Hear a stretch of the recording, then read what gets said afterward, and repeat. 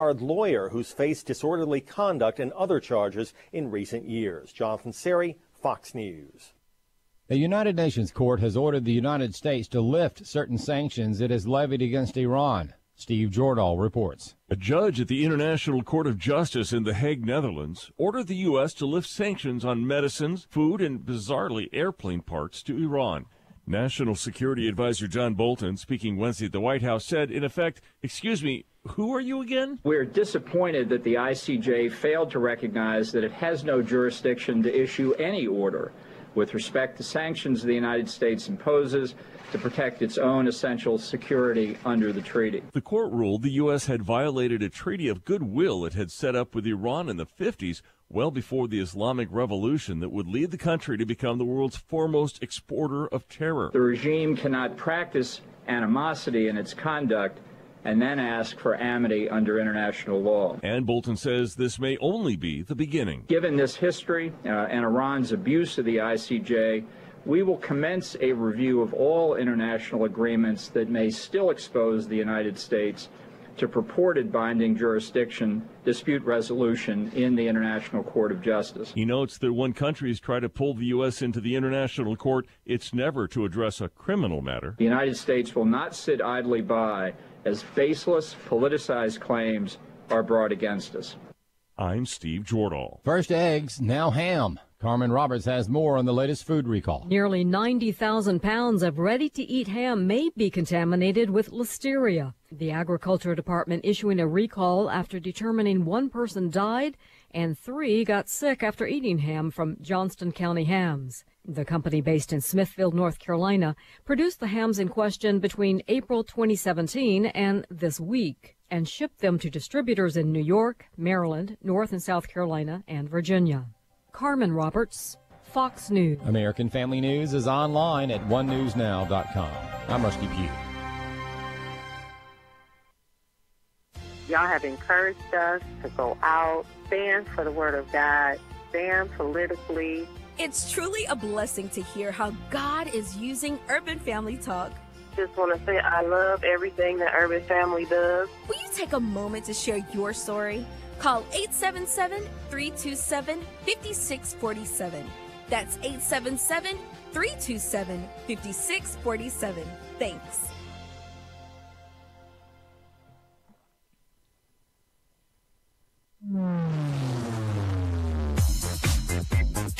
She's sharp, pointed, and insightful. This is Stacy on the Right on American Family Radio and Urban Family Talk.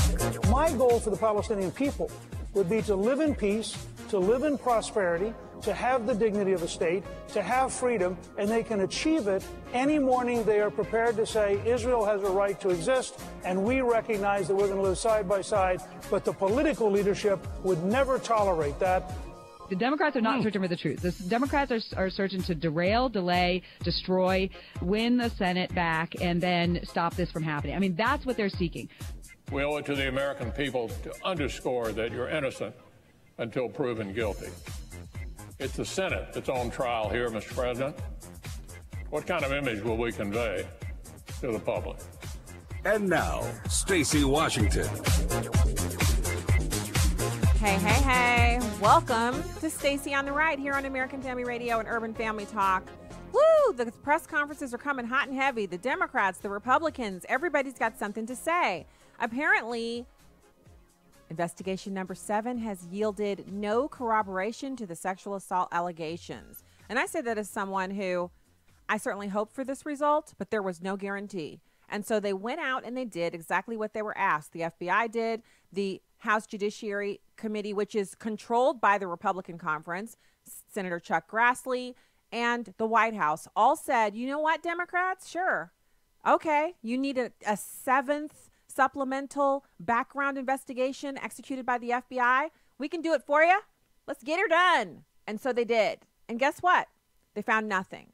So I want you to just walk with me through this process today here on the show. We're going to dig into this. We're going to have Kimberly Leonard, senior health policy reporter from the Washington Examiner. She's going to join us to talk about how healthcare voters might be driving election results in 2 states, Missouri and Nevada. And then we are also going to be talking about some other cool stuff. Now, I want to give you guys we have a small segment of our audience that watches or consumes the show online social media. I'm locked out of my YouTube account. So I can stream to it, but I can't make any adjustments to it, which is why we've had the same title for the YouTube program for the past almost 3 weeks, the same title, because YouTube pre-populates the title when you live stream. And then, so we have access to stream, but we can't adjust it. I can't go in like I usually do in the first few minutes of the show and update the title and who the guest is. So I'm sorry about that, but of course, online censorship of conservatives is cause du jour. It's what the liberals are all about. Anything they can do to tamp down on the truth getting out, that's what they're going to do, and that's what's happening. So I have, of course, submitted a couple of help requests through the online system at YouTube to try to get some assistance, but I have not heard back. And I'm saying like I did that almost a week ago. Haven't heard back. Of course, there are, billions of users, so maybe they just don't have time to deal with my small requests, especially I don't have millions of people following me on YouTube, and they already demonetized me earlier when they demonetized most other conservatives. They hit me for some arbitrary reason. So, what have you. But I'm giving that update so that people who are noticing that it's the same old, I can't comment. I can't change the title of the show. So there it is. So the rest of the program here, we're jump into our daily confession. We're going to have calls in the third segment, and we're going to talk about Kavanaugh. We can't help it. We're going to talk about that. But I have some other news for you as well. Of course, we have discussed before, but there's a fantastic piece out. The fight over Kavanaugh proves the Supreme Court has become too powerful by Kim Holmes. That's really important for us to get into. And another op-ed, for once, I'm grateful for Trump. I couldn't believe this piece in the New York Times. So we're going to go over that as well. And then ex-Democratic staff were charged with posting senators' private info. So remember the doxing from last week? Last week, as the Senate was listening to the supplemental testimony from Judge Brett Kavanaugh and Dr. Christine Blasey Ford, towards the end of the hearing, 3 senators had their personal information posted online. And just in case you're wondering what's going on, or maybe you've not seen much of it on the mainstream news channels, these senators have actually been attacked at their homes. People are banging on their doors. I mean, I can't tell you how wrong it is for them to have to go through this, but they live in D.C. and Virginia, where they don't have the same gun rights as we do here in the Midwest. They don't have the same, if you live on a private street and someone's standing on your private street trying to launch a protest, at least here in Missouri, private street means they're standing on your own private property. Stand your ground, baby. It then becomes, are they threatening you? It's a much more serious proposition, which is why it's so important for us to remember and have these protections enshrined in law. That is why we have those protections, because people are crazy. People are going to people, and that's exactly what they're doing. Cory Booker called out for them to get in people's faces, and Dr. Rand Paul's wife has written an open letter to Cory Booker to ask him why. Why would you call for violence against elected officials? She's seen some of the most horrible things for her husband. Their entire lives have been changed by the health challenges he's experienced since his neighbor attacked him and broke 6 of his ribs. Pneumonia, all kinds of things going on with them. And it's not reported. Now, if he was a Democrat, we'd hear the sob story with the music and the pre-produced packages all day long. But since he's a Republican, his broken ribs don't matter. So first, let's do our daily confession. No matter how bad the news is, no matter what it is that's going on in this realm, in this world, we have a Father sitting on the throne who is always in control. And we don't have to fear. We don't have to quake. We don't have to be woken up in the middle of the night or have insomnia. None of those things have to plague us, because we serve a God who will provide. So today's confession, daily confession, is Romans 8:17. And if children, then heirs, namely heirs of God and also fellow heirs with Christ, if indeed we suffer with him, so we may also be glorified with him. And that is specifically speaking to the suffering that we see the Kavanaugh family going through, and numerous other families who've been wrongly accused. Let's be real here, right? Are there not other families out there who don't have the fame and infamy of the Kavanaugh family, who are currently fighting false allegations or fighting a court case where they're innocent and they're waiting on deliverance from that? We can go to the word and we can see that God has provided for these circumstances. We suffer as co-heirs with Christ, but our suffering is not in vain. Our tears are never wasted. Our sorrow is never unseen by God, and he is always waiting for an opportunity to show himself strong in us, and he will do it. He doesn't just wait on that opportunity. When that opportunity arises, he moves on our behalf, as he is moving on behalf of the Kavanaugh family, as he will move on behalf of you and me, because you don't have to be a Supreme Court justice nominee for God to be deeply and intimately concerned with how your life is going. So be encouraged. Everybody in the audience who's going through something, it is just as important as what's going on with the Kavanaugh family, especially to you, probably more important, and it's important to God. So rely on him in prayer and know that his word contains the answers for every such instance that we might be going through, and we can rely on that to lift our spirits, lift our heads, and to keep us moving, to keep us strong enough to go forward. So I want to give a special shout out to friends here in Missouri. I had a sweet little meeting this morning with two ladies who, they actually have been on Air Force One and they've spent time with the president. Diane Neff and Annette Reed, they gave me this wonderful gift today for helping them out with some events that they had here locally. And I just wanted to give them a shout out here on the show and say thanks so much for the friendship and for the coffee this morning and the gift and for the opportunity to work with them here in Missouri as we get to do. So now let's go to this audio that I have. Martha McSally. Whoa. Pretty awesome. She was being interviewed and she had a few things to say.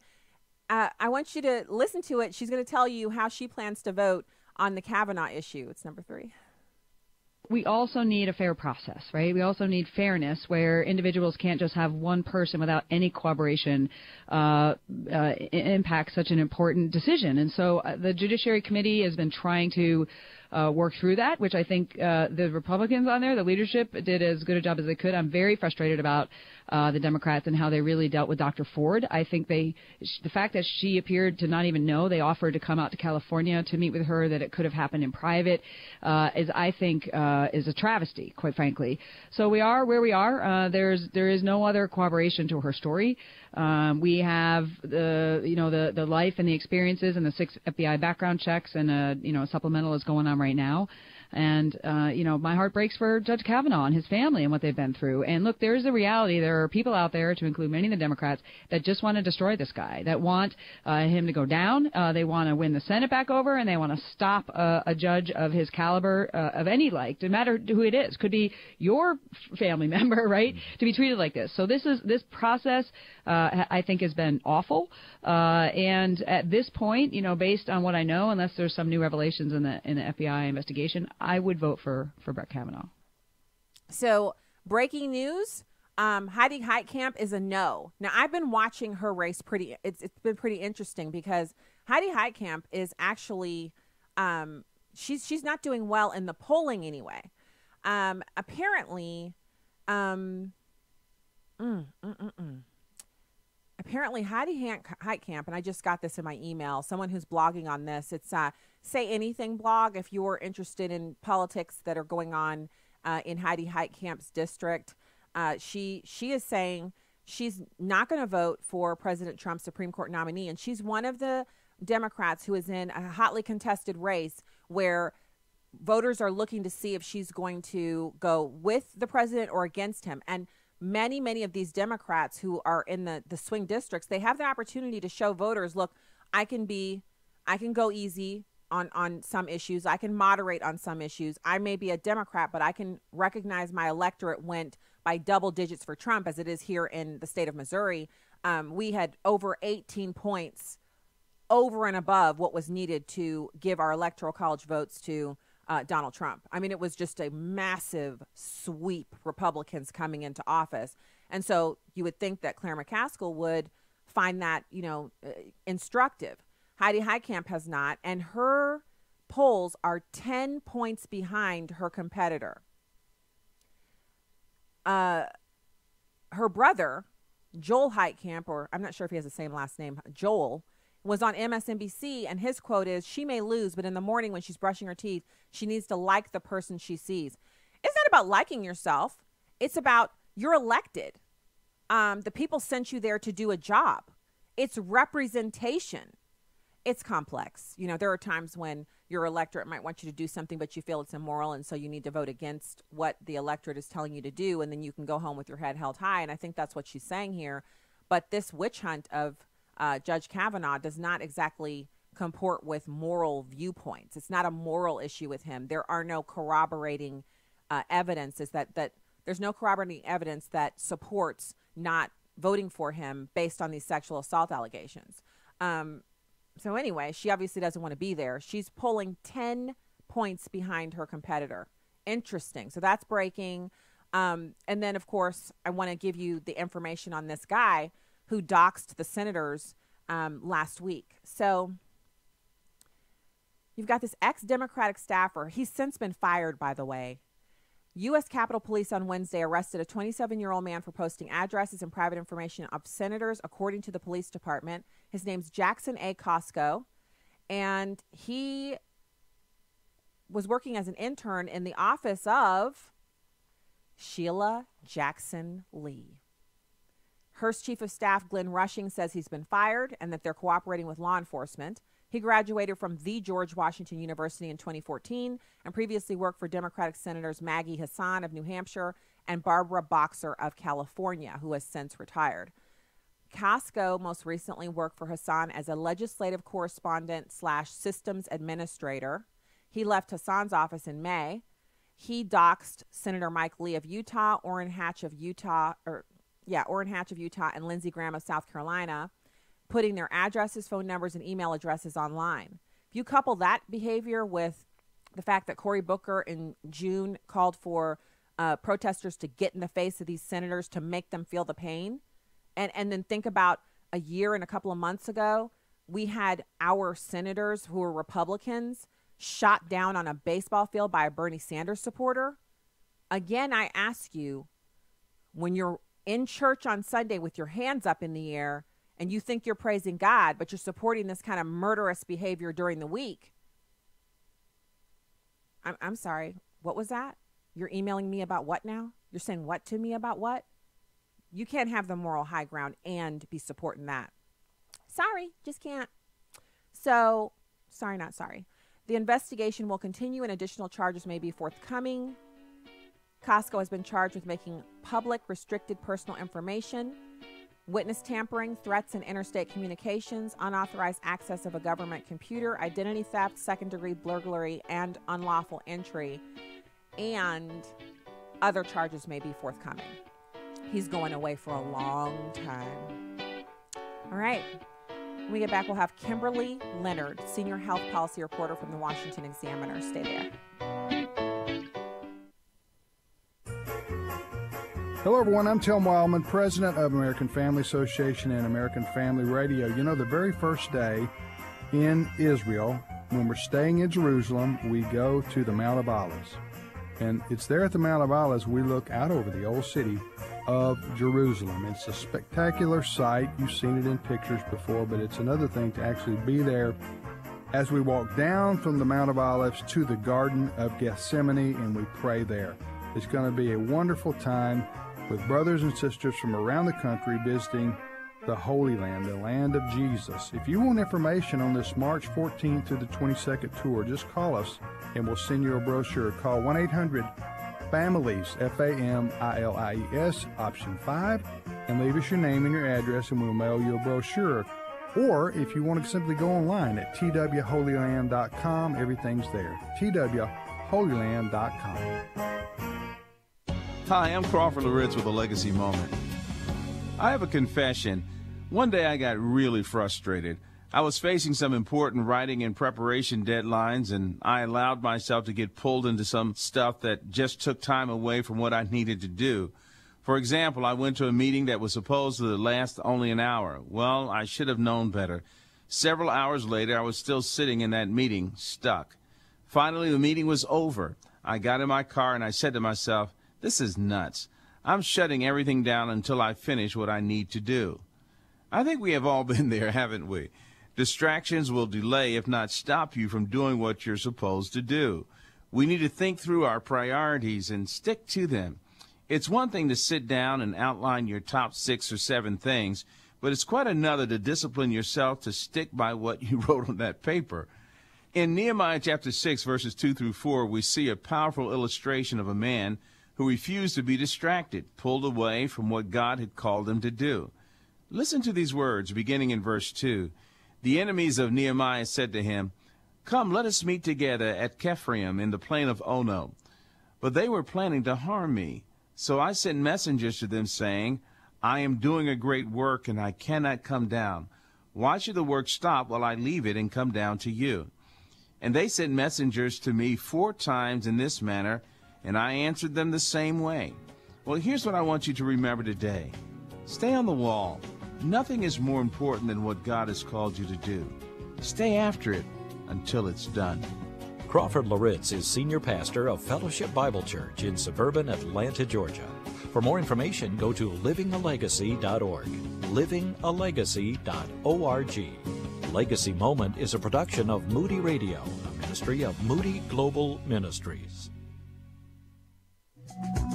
You can download episodes of Stacy on the Right from the podcast page on AFR.net or UrbanFamilyTalk.com. Now, back to the show on American Family Radio and Urban Family Talk.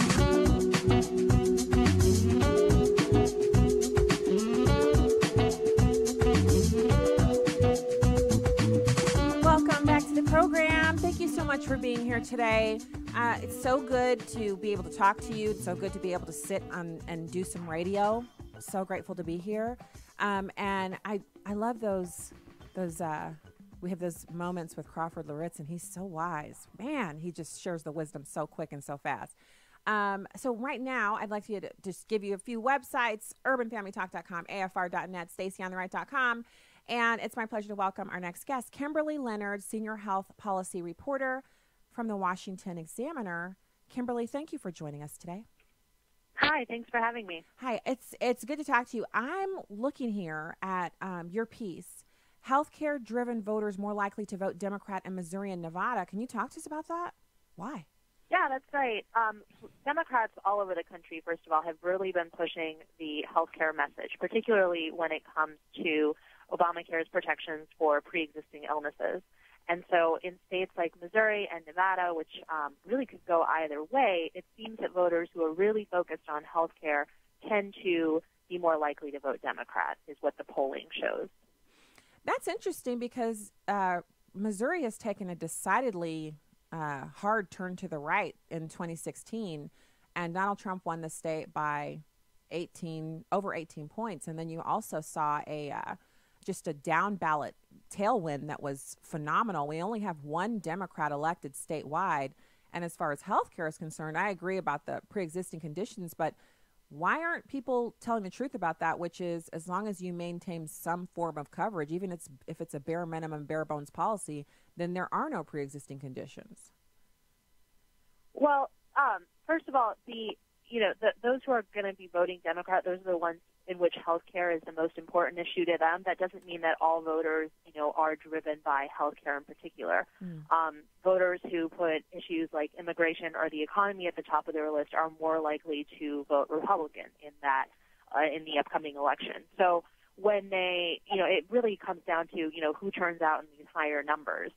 And, overall, these races are really neck and neck. I mean, Senator McCaskill, who's running against Josh Hawley, their percentage difference in this race is 47% to 44%. And then in Nevada, between Rosen and Heller, it's 47% to 43%. So there's still a pretty tight margin in each state. Now, I know there were none of these kinds of accurate polling for 2016. Do you think the polling companies have updated their methodology so that they're more accurate this go round? Because 2016 showed no chance that Donald Trump could win, and he swept Missouri. And there were some other things that were just completely off in the polls. Have they done any work in that area so that we can have a little more trust that this is such a huge issue for Missourians and Nevadans? Well, they say they have, but, there's been a lot going on in recent weeks, particularly with the Supreme Court, so that could really impact how people vote. This particular poll was, put out by CNN, and, we were interested in it because of what it said about health care and because, as I've reported before for the Washington Examiner, Democrats are really leaning in on, touting their efforts on health care, on defending Obamacare or the Affordable Care Act and really focusing on the kind of pre-existing conditions issue. Only the election will tell whether that strategy pays off. Yeah. So when you talk about the Democrats running on health care, first of all, Obamacare, it did eliminate pre-existing conditions, but it has not offered every American who needs health insurance more than one option in the market in which they reside. How are Democrats able to reconcile the deficiencies of Obamacare, or is it just a simple equation? We don't want to eliminate pre-existing conditions as a thing, and that's what they're just running on that. Yeah, definitely. So one of the things that Democrats are doing, and it really depends by state, so I'm trying not to draw too many generalizations here, but one of the things that is happening is that Democrats are using the term, health care very broadly, or pre-existing conditions very broadly. They're shying away from using terms like the Affordable Care Act or Obamacare. And so in that sense, they're really trying to make it seem as though the policies of the Affordable Care Act are affecting everyone in the U.S., when in reality it's a small percentage of people who actually purchase these plans. The Obamacare plans are those offered on the exchanges where people can receive tax subsidies to help lower the cost of their insurance, but not everyone qualifies for the subsidies. I mean, a lot of middle-income people are not eligible for subsidies at all. So every time you see increases in premiums, they end up having to kind of pay those additional premiums every single year. So for a lot of people, that's become unaffordable to them. But when you talk about a small segment of Americans who are actually utilizing Obamacare or are interested in the pre-existing conditions, kind of the issue, how small of a percentage are we talking about here? Yeah, well, first of all, everyone would say that they're interested in protecting pre-existing conditions, but a lot of people don't realize when you talk about that, well, you get health insurance from your employer, so that's included. So really you have a small percentage of the population that applies to these, ACA plans, and that's about 3% that are buying it directly from the exchanges, and then an additional probably 3% extra, so 6% total of the market who are buying these plans. That's not to mention people who are just uninsured, who either could qualify for pretty inexpensive health insurance on the exchanges or don't qualify at all. And then, isn't it? I thought I saw a notification from the White House that they'd actually signed an executive order or some kind of bill or something that made it possible for the existing plans. So that before Obamacare, there were these kind of cheap, bare bones plans that you could purchase, and they were for younger people. They were geared towards people who are very, very healthy, but they just want something for, preventative stuff and, just basically small things, $300 a month or something like that for an individual. And those plans were basically wiped away by Obamacare. And so the White House kind of basically opened that back up so you can still get those if you want them. It didn't really impact you using Obamacare if you're already using that, but it just opened another little avenue up to get something. Is that something that Americans don't know about, or what? Well, I think that they will know about it just because the Trump administration, when they're putting the news out about open enrollment, which is the time when people can shop for plans, they are going to, encourage people or agents who are selling these plans to also make people aware of the short-term offerings. That's what they're called. So these short-term plans are more limited in what they cover, but the argument that the Trump administration has made is, look, they might be more limited, but for people who are otherwise going uninsured, it's at least one other option that they can have. So that's one possible scenario. And then in certain states, the Trump administration has allowed the sale of what are called association health plans. And basically the way that that works is that it allows people who work in the same industry, so let's say farmers, to kind of band together and purchase health insurance in the same way that, a larger employer would. And so those are kind of the two offerings that are out there that a lot of critics say, well, you'll be pulling people out of Obamacare, that'll make those prices go up, et cetera, et cetera. And we're still waiting to see how everything plays out, because for people who are in the Obamacare marketplaces who are getting subsidies, many of them are paying nothing for premiums because the federal government is fully taking on those costs. It's hard to imagine a scenario in which they would leave that kind of coverage in order to have one that's more bare bones. So just a kind of aside, because I know about the association plans. I thought that was a brilliant idea, not because it pulls people away from Obamacare, but because I think it's a better way of organizing yourself. I used to be a school board member, and even though the insurance was provided by the district for the teachers and staff, administrators, et cetera, it was really an association plan where the school district created its own association and every employee was a member. And then the health insurer that they used quoted them based on the demographics of the sample. So it wasn't based on Missouri or the Midwest or, teachers in general. It was literally based on how many people they had in each age group and the actuarial tables on the health of those types of groups. And so they were able to get a very favorable, the rate that they were able to get was very favorable with low deductibles and things like that. And they found that there were some things that are universally true about teachers, and it was true about their sample size as well, which was very advantageous to the teachers. So I could see something similar happening with, let's say, steel workers or farmers or, any group of people who they don't naturally have insurance through their employer, but if they banded together as a group, then they would be able to examine their entire sample and then create a plan for them.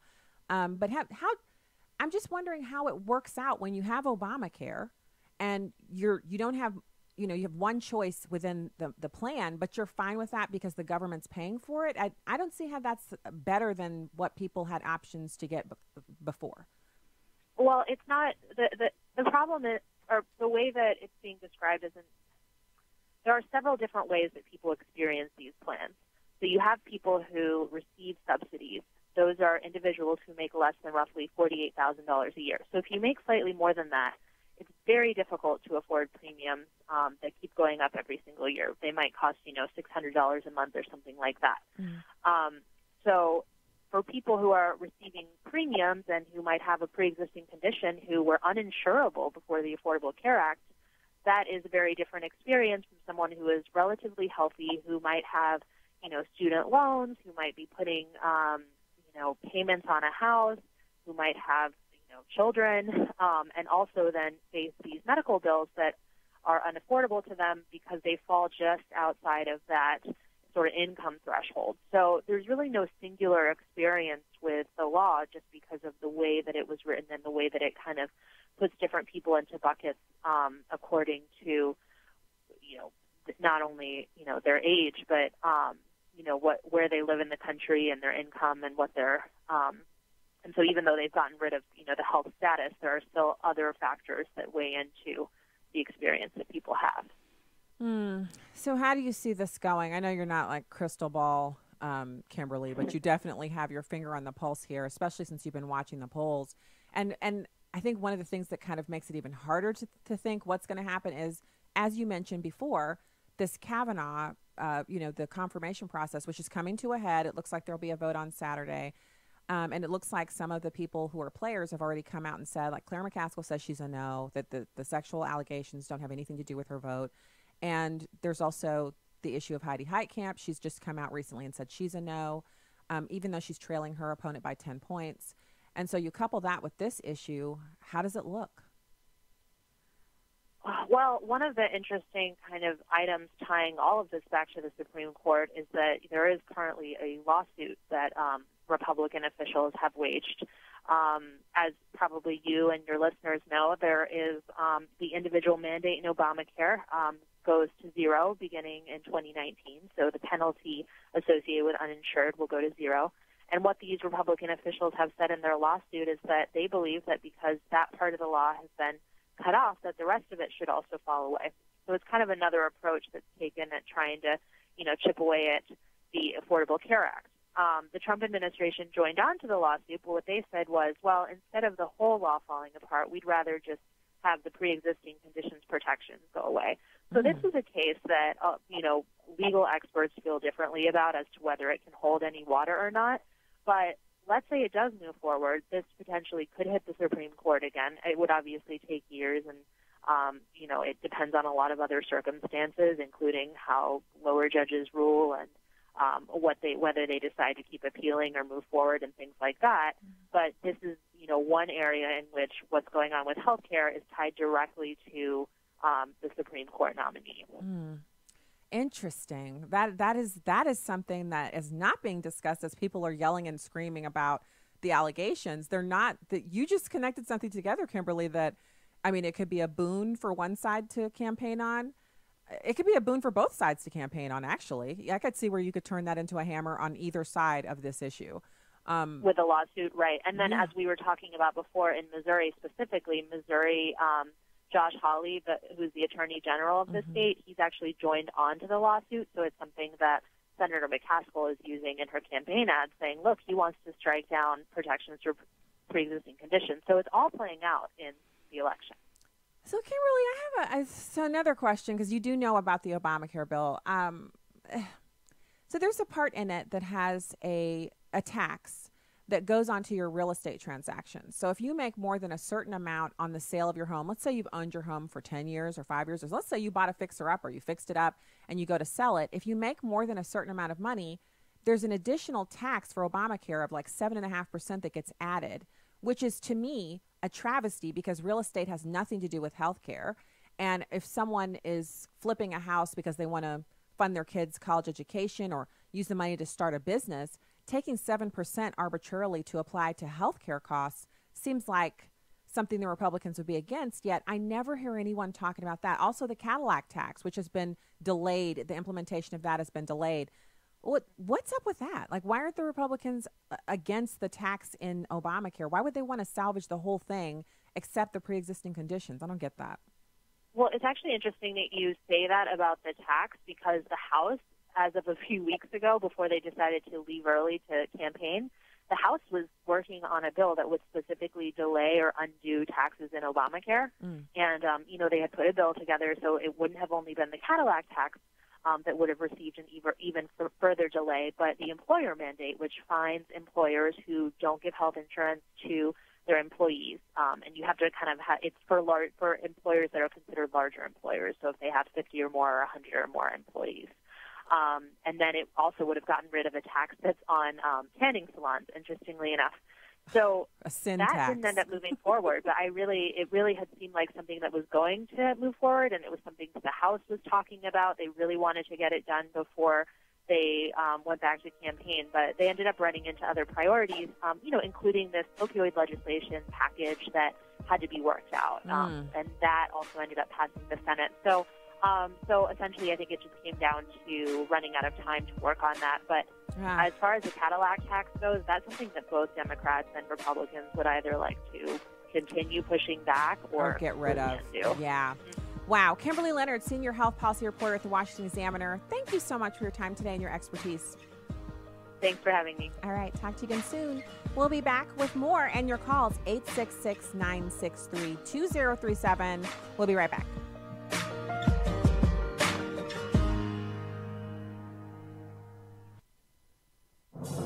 What does it take to live an uncommon life? Here's former Super Bowl winning coach Tony Dungy with today's uncommon moment. Woody Allen is quoted as saying, 80% of success in life is just showing up. Some of the best times with family are unplanned, the times when you're just present, when you show up. When I was coaching, too often the demands of my job stole time from my family. Sometimes it was unavoidable. Other times, I simply scheduled too much of my time at work. But as time passed and the children got older, I changed. Do you need to change? Spend time with your family and loved ones, for no reason at all but to be there. You'll witness miracles you might otherwise miss forever. Tony Dungy, author of the popular Uncommon book series. Discover more at CoachDungy.com. That's CoachDungy.com. This is Just a Minute with Stacey Washington. People are moving as fast as their U-Hauls will carry them out of high-tax, high-regulation states like California, New York, and Illinois. Where are they headed? Into low or no personal property tax states like Tennessee, Texas, and Florida. So there is definitive proof that lower taxes are attractive to families juggling expenses. Why then do we see low-tax, no-tax states transform into high-tax, heavy regulation states over time? Because the high-tax residents flee the consequences of their voting patterns. When they arrive in the prosperous low-tax states, they begin to vote in the very same high taxes and heavy regulations that drove them from their previous location. Isn't that silly? I liken the behavior to economic locusts. After eating everything in sight, locusts move on to greener pastures. Economic locusts leave fiscal destruction in their wake. Remember this when you suddenly see calls for new taxes. If voters say yes, fiscal ruin will follow. I'm Stacey Washington. Find out more at StaceyOnTheRight.com. Securing America. The bizarre case of an airline worker who stole a passenger plane in Seattle has security experts and lawmakers concerned about insider threats. The tragic incident at Seattle-Tacoma International Airport in August of this year is a somber reminder of the constant vigilance required to keep our skies safe. Lauren Beyer, Vice President of Security and Facilitation for Airlines for America, recommended to a House subcommittee multiple layers of unpredictable security to help prevent threats from within. We continue to believe that physical screening of employees is one of several critical elements that should be used in combination to enhance access control. Richard Russell, a ground service agent for Horizon Air, took a turboprop plane on a shocking ride while air traffic control officers tried to coax him into a safe landing. Russell, who had passed all required background checks, was killed when the plane crashed about 30 miles away from the airport. In Washington, Rachel Sutherland, Fox News.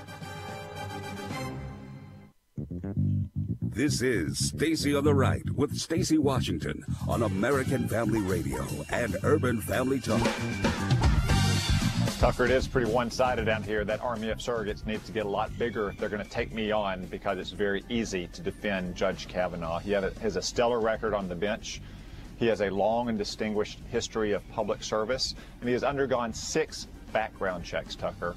6 background checks. And now somehow the FBI is supposed to turn up new information in just a few days to satisfy all the Democrats. Yet, as soon as we agreed to have a limited investigation by the FBI into current credible allegations, of which I would say there are none, but to humor them, to give them a few days, they immediately started moving the goalposts, saying that we have to interview 24 witnesses and has to take weeks and on and on and on.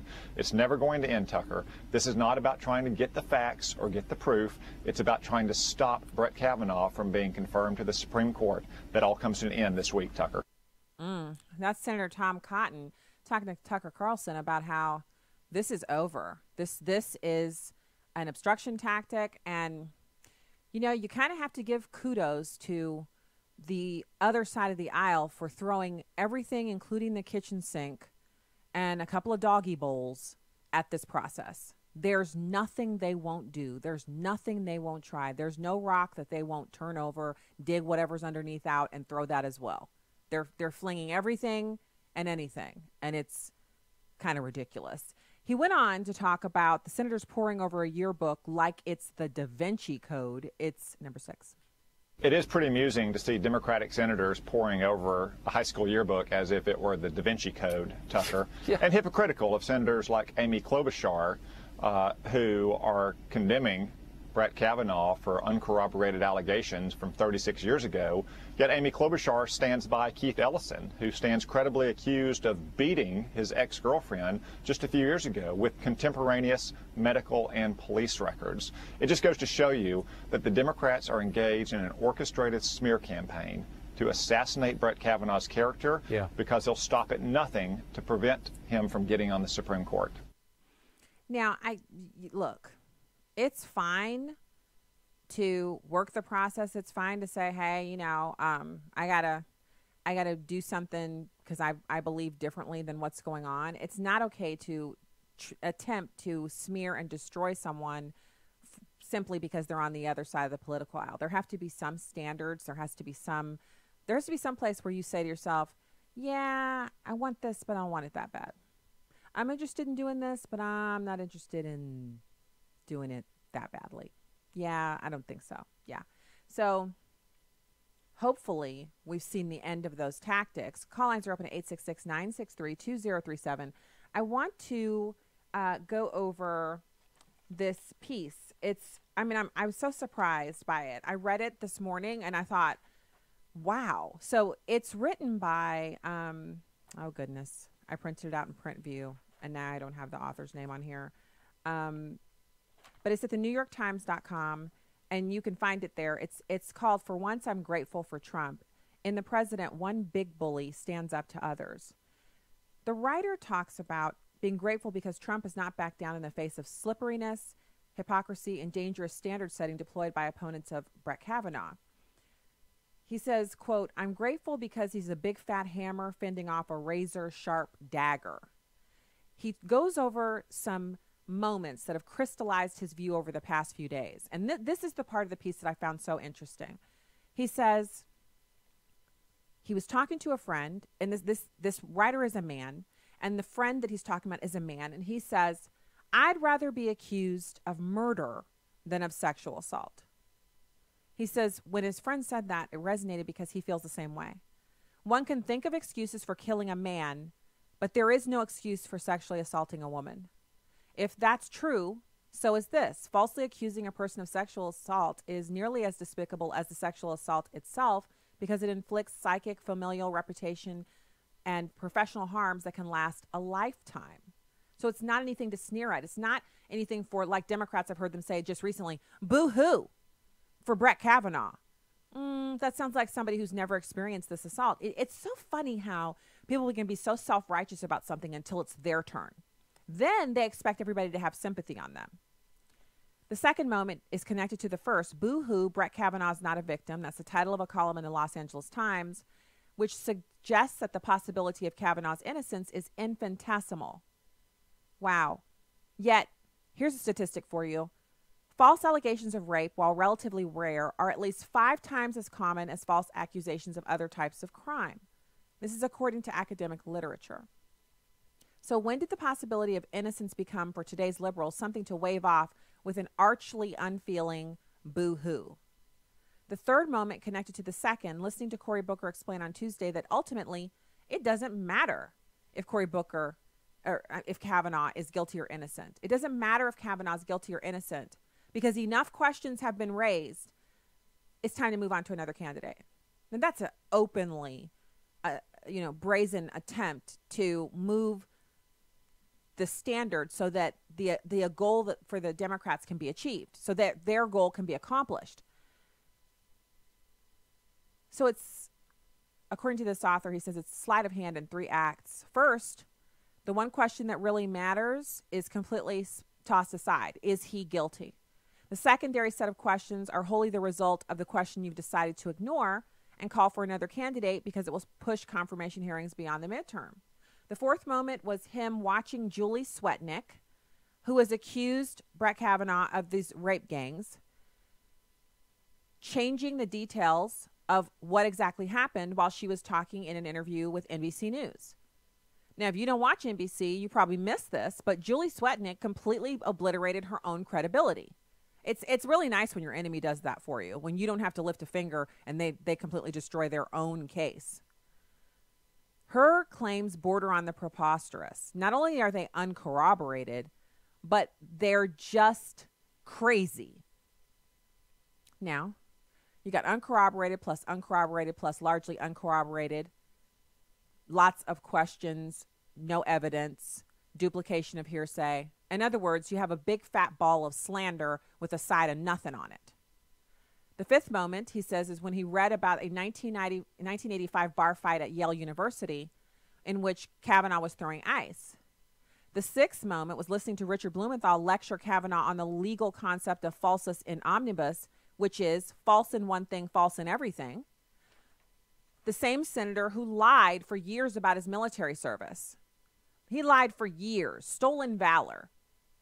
It's one thing to say you've been in the military. It's another thing to say you did all kinds of fantastic feats of glory that you did not do. And to say those things for years and years and years until you're found out and then accuse other people of lying.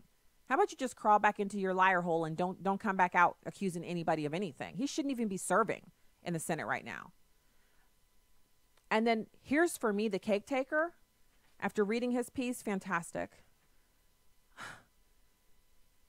Do you remember when Barack Obama was running for office and people went to his book, Dreams of My Father, and they read about how he used to do cocaine and then go to class? He used to get up in the morning and drink a beer and then go to class. About how he was just, he smoked marijuana. He was sexually promiscuous.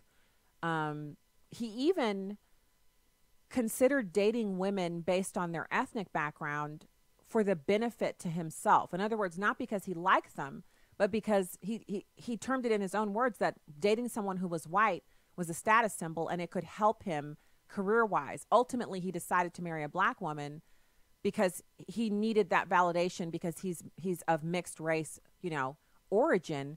But don't those statements by someone, writings before he knew he would be the president, aren't those indicative of a kind of, it's like a kind of calculating malice towards other people, that other people are tools to serve your own ends? Isn't that much more indicative of character when considering who should be the president of the United States than whether or not someone was in a bar fight in 1985? Even if the bar fight happened, and perhaps it did, it's a college student who eventually went on after graduating from Yale to go on to law school and to serve honorably at every place he's ever worked. He didn't do cocaine. He didn't do drugs. He drank a lot of beer in high school and college.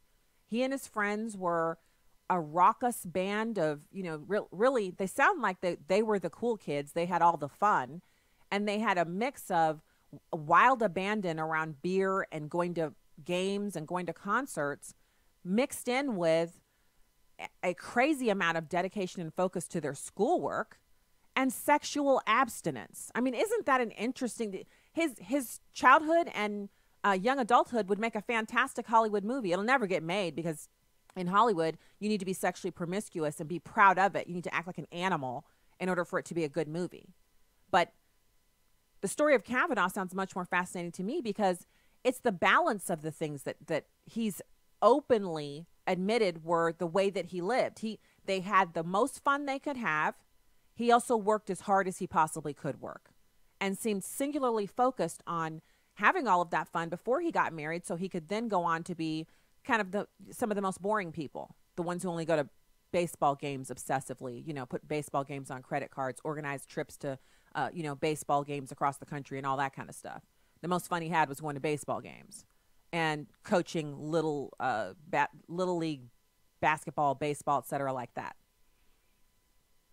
But cocaine's an illegal drug by a man who wanted to be the president. That just made Barack Obama cool. Admitting that he dated white women because it might be beneficial to his career, that just made him cool. Do you see that double standard? So I'm over it. I don't feel like this is something that we need to... If you didn't care with Obama, you know where I'm going with this, then why do you care with Kavanaugh? If it was cool for Obama to do illegal drugs and drink beer for breakfast before he went to school in college, why is it a problem for Brett Kavanaugh to have drunk on the weekends and, sometimes even during the week in the evenings and still graduated from school, well, he did a good job. He graduated with good grades. How is one so dastardly and the other one's just fine? And I'm not condoning drinking to excess, drinking at all, really. I'm not a drinker. I have drank wine in the past. I recently gave it up, not because I had problems or because there was anything that anyone told me I had to do. I just felt like, you know what, this isn't adding anything to me. And so I just stopped drinking wine. I was one glass of wine on the weekend or glass of wine when I was out with girlfriends type thing. I just gave it up. Not to be self-righteous or to be special, just decided it wasn't doing anything for me. So I've been on both sides of that. Actually, my favorite mixed drink is a White Russian. I love drinking those little things, but I just don't drink them anymore. I just don't see where, if you're on either side, whether you're teetotal or you're a recreational drinker, I don't see how him drinking beer in high school and college has anything to do, any bearing whatsoever on his performance now or his performance during the 307 opinions he's authored. How can it possibly have an impact when he's not an alcoholic now? No one has alleged that he was an alcoholic back then either. He's not been admitted to any 12-step programs. It just all rings of the stink of hypocrisy, the stench of people who, rather than admit, we just don't want him because he might reverse Roe v. Wade. And that has been admitted. But I mean, just stop making up other reasons and just dig your heels in and say, that's all it's about for us. We want abortion on demand. We want child sacrifice. We want kids to be able to be aborted up to the age of 2. That's a Planned Parenthood position, not mine. We want people to be able to have a baby, take it home, and then bring it back to the hospital and say, I don't want this baby anymore, kill it. That is the position of some of the people who work at Planned Parenthood. They have said so in conferences down in Florida. They have actually discussed killing children who've already been born and named and given, identification papers that have gone on to the federal government. They've said up to the age of 2, a mom should be able to decide this just isn't working out for me. And that is where they hope to take abortion in this country, not just a constitutional right to kill unborn kids, but hey, up to 2, that's not really a kid unless the mom says it's a kid. That's what they should be saying when this is what we're fighting for. We haven't gone far enough. Abortion isn't enough for us. We don't just need to be able to abort them while they're unborn. We don't just want to take their body parts and sell them on the open market to the highest bidder for research and development and grafting onto mice. I mean, if you told me 15 years ago that would be the state of what's going on in America, I would have said you are from the Twilight Zone. Yet here we are. Democrats fighting tooth and nail over the right to advance abortion and keep it constitutionally protected, because removing the constitutional protections doesn't make it illegal in this country. It's the fact that they want the legitimacy of the constitutional, hey, this is a right. They want that. They want the funding to remain intact, because then no one can be innocent of the sin of abortion. So I point you back to the Old Testament, what happened in the book of Joshua, to well-heeled, strong, fortified, well-populated societies that practiced ritual child sacrifice. At some point, God was no longer mocked, and he poured out his wrath on them. Is that what we want? Don't listen to the constant chattering of their lips. Look at their actions. Look what they're advocating for. Right, that's the music. Hey, we'll see you from the Heartland. If you're leaving us, God bless. If you're sticking around, you have news and information from onenewsnow.com up next.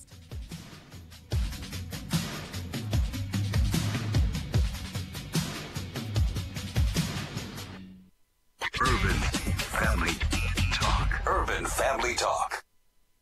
It was a time when men rebuilt the ruins. With one hand they laid bricks, with the other they held a weapon. Nehemiah said, "Let us build the wall of Jerusalem, that we may no longer be a reproach." Our nation, after many years of decline, is in a state of moral destruction. The cry is going out. Do you see the distress we're in? Join us in the battle. To learn more about our mission, visit urbanfamilytalk.com. Truth, wisdom, empowerment. Urban Family Talk, a ministry of the American Family Association. American Family News, almost review. White House Press Secretary Sarah Huckabee Sanders says there's nothing new in the FBI's supplemental background investigation into sexual misconduct allegations against Supreme Court nominee Brett Kavanaugh. And she says the White House is eager for the Senate to vote on the nomination.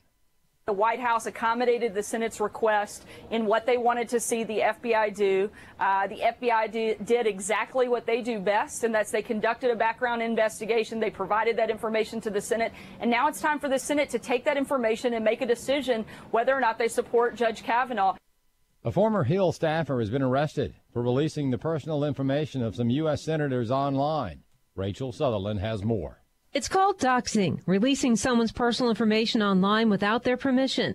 U.S. Capitol Police say it happened to Republican Senators Lindsey Graham, Mike Lee, and Orrin Hatch during the hearing into allegations that Judge Brett Kavanaugh sexually assaulted Christine Blasey Ford. Police say 27-year-old Jackson Costco released the senators' phone numbers and home addresses on their Wikipedia pages. The information was quickly removed. Costco, a former Democratic Senate staffer, faces several federal counts, including identity theft. In Washington, Rachel Sutherland, Fox News. It's a setback for part of the president's plans to overhaul the nation's immigration system. Lillian Wu explains. A U.S. District Judge in San Francisco has ordered the Trump administration to temporarily halt its plan to end protections, allowing some 300,000 immigrants from Sudan, Nicaragua, Haiti, and El Salvador to live and work legally in the U.S., saying the move would cause irreparable harm and hardship. Judge Edward Chen also saying there's evidence the president's decision was motivated by discrimination against non-white, non-European aliens. The temporary protected status program meant to help people from countries that suffered war or major natural disaster, and the Trump administration argues conditions in those 4 countries are now suitable for those immigrants to return home. Lillian Wu, Fox News. Closing arguments are today in the high-profile murder case of a Chicago police officer. Jeff Manasso reports. Officer Jason Van Dyke's future will soon be in the hands of a jury 4 years after he shot and killed 17-year-old Laquan McDonald in a case that centered around dash cam video and 16 shots, for which the prosecution called unreasonable. Van Dyke testified Tuesday that he feared for his life. Police say McDonald was a burglary suspect who slashed one of their tires and who approached with a knife, and that McDonald was high on mind-altering drugs, as the department citywide now also prepares for possible unrest should there be an acquittal.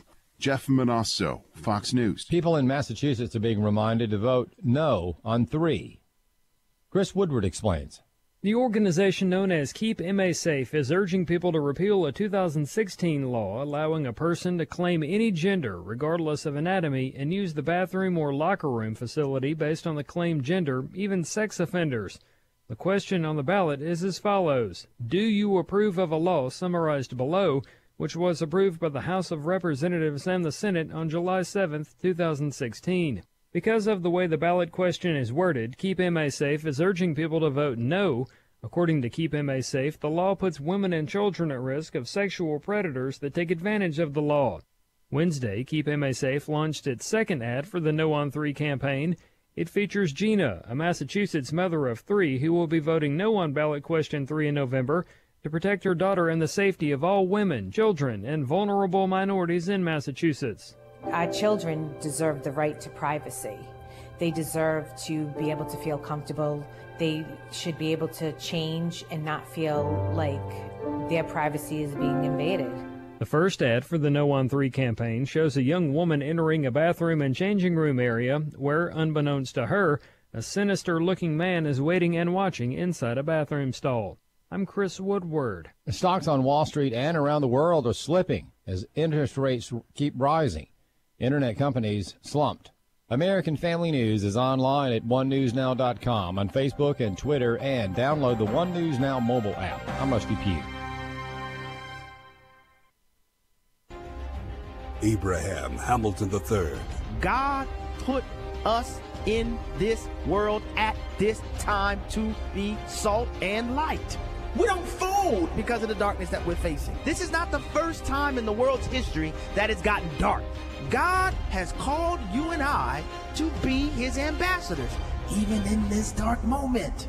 Tune in to the Hamilton Corner, weekdays at 5 p.m. Central on Urban Family Talk.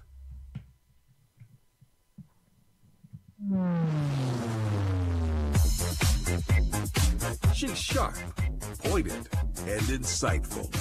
This is Stacy on the Right on American Family Radio and Urban Family Talk. My goal for the Palestinian people would be to live in peace, to live in prosperity, to have the dignity of a state, to have freedom, and they can achieve it any morning they are prepared to say Israel has a right to exist, and we recognize that we're going to live side by side, but the political leadership would never tolerate that. The Democrats are not searching for the truth. The Democrats are searching to derail, delay, destroy, win the Senate back, and then stop this from happening. I mean, that's what they're seeking. We owe it to the American people to underscore that you're innocent until proven guilty. It's the Senate that's on trial here, Mr. President. What kind of image will we convey to the public? And now, Stacey Washington.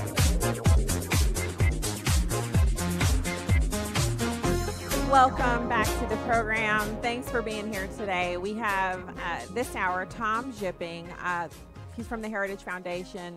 He's going to come on and talk to us about the Supreme Court. And this is super important stuff. We're going to hear from an expert about the power that the Supreme Court has and whether or not that's appropriate. We are also going to be talking about, right now, we're going to turn to another subject that is not getting as much airtime, but is actually something that I thought was pretty funny, which is John Bolton telling the truth about the people of Palestine. So if you haven't really done any research, or you're not really like, this is not something that you specifically care about unless it's a subject coming out of the president's mouth, you might not realize that the Palestinian people, quote unquote, Palestine was a territory of the Ottoman Empire. Palestinians themselves are actually a conglomeration of peoples. They're Arabs. They're from Syria and Jordan and other Arab nations. So as a particular people group, it is something that is a recent formation. In other words, not like Ethiopians or Nordic people. It's not like this is a people group stretching back millennia. And so there's this idea that they have these rights and that we have to do all of these things because they deserve the same things that Israelites have. And John Bolton just wasn't trying to hear it. And I thought it was kind of funny that the reporter got so triggered when he made a statement. Is that helpful?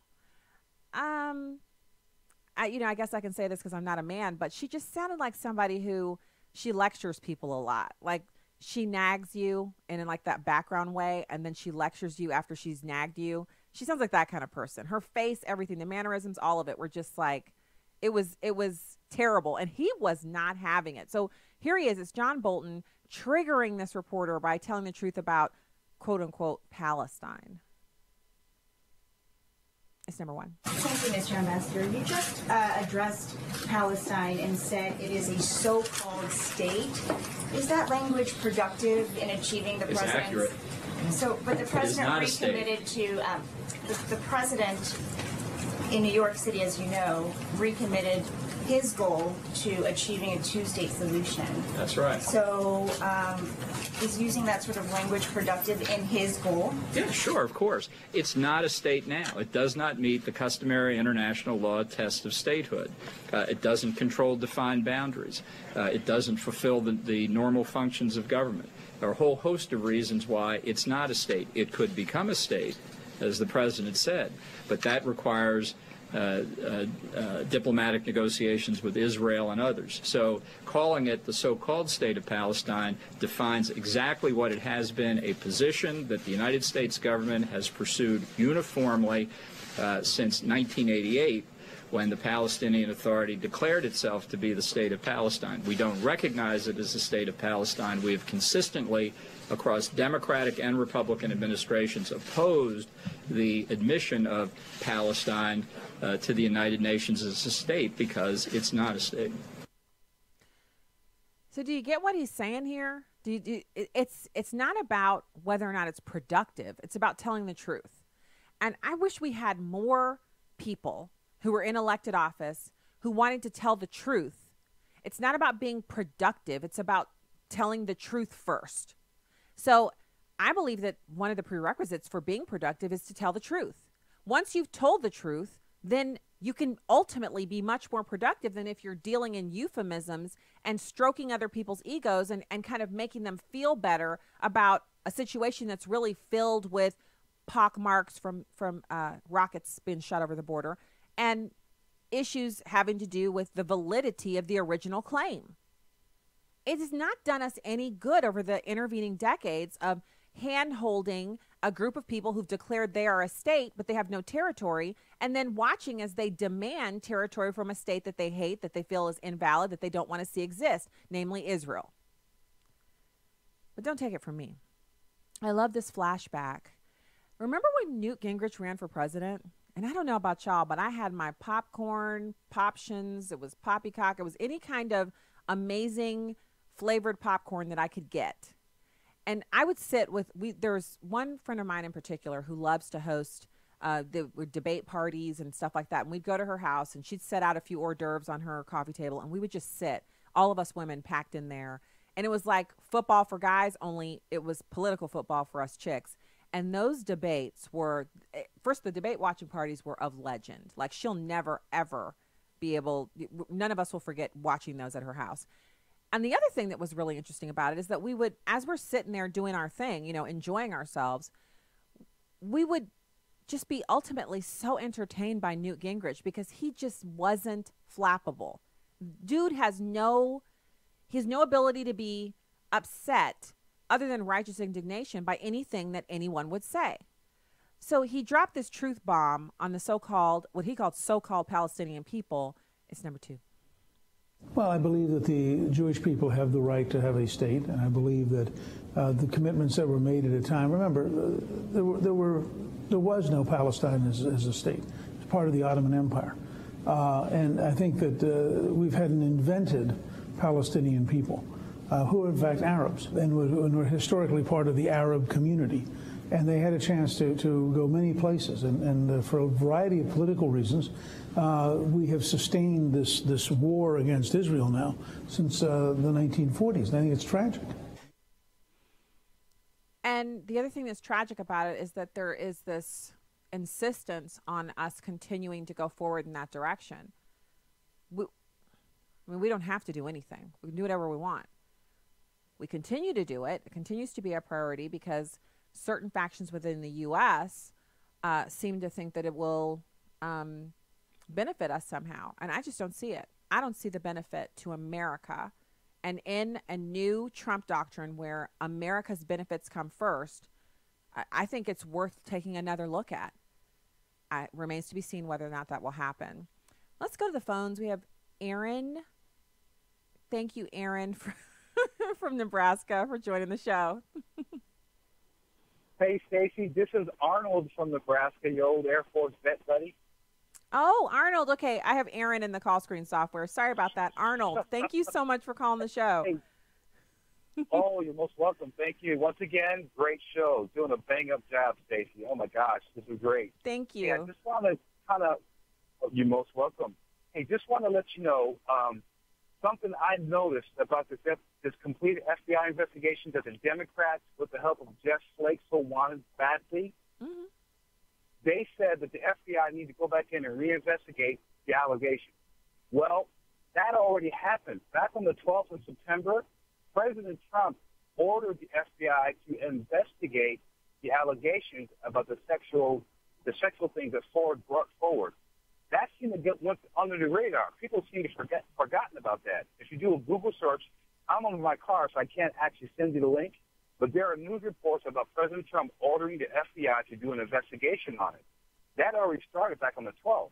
So when the Democrats and Flake started to scream about, the FBI needs to investigate, and they came up with this compromise thing that was supposed to be limited in time and scope, they didn't know the FBI was already investigating it. And so what came out, when the FBI said, hey, there's nothing new, they've already investigated that portion of it, but the investigation was much larger in scope. Because now the reports are coming out about Senator Feinstein being investigated, as well as other folks with relation to this, the Ford allegations. Wow. Okay, I'm searching for it now to see the ones that are coming up are the ones from last Friday's order for that investigation. Yeah. What I have to do, and I'm sorry, I do apologize. I'm in my car right now, and I got the link to my laptop. But once I get to my workplace, you probably need to follow up on it either tomorrow or Monday. But I'll send you the link of the actual news report. Absolutely. That would be fantastic because I'd love to see that. And I just think it's worth pointing out, Arnold, that one of the things that we've all been open to is information that either exonerates Judge Kavanaugh or incriminates him, but we want some kind of definitive proof. In other words, it's not that nobody wanted to see anything that would prove that he did something. It's that we wanted to see proof one way or the other. Am I right about that? Because I've actually had people accuse me, well, you wouldn't even believe it if there was proof. I would. If there was proof, I would definitely change my mind here. Right. Oh, I wholeheartedly agree. I tell folks, lies are quick to come out, but the truth will come out. Surely but surely it will come out, and it's impartial. And wherever it falls, if he is in fact guilty, then we need to deal with that. If she's lying, then we need to deal with that too. But do people have the courage to face the truth? Well, I do. I do. Even if it would be that it would be detrimental, I'd rather have the truth. But so far, there are no allegations. So how do you see this cracking out? Apparently, once cloture has matured or ripened, then 30 hours of debate open up. There's no filibuster, so they can't hold this out, for days and days and days. How do you see this ending? Do you see them voting to confirm? Will they have the votes? Yes, I believe with all my heart he's going to be confirmed. Because I like you, Stacey. I look at it from a higher perspective. I look at it from a kingdom perspective. To see all this come about, and it's just amazing to me. It really is amazing to me to see. Of course, I have a little insight too. Part of my background, so I kind of have a slight advantage. But this is just amazing to me how it's all unfolding. And of course, my foundation is the king anyway. So I try to look at it from his perspective, try to be neutral and impartial. And it's just amazing how it's all just unraveling.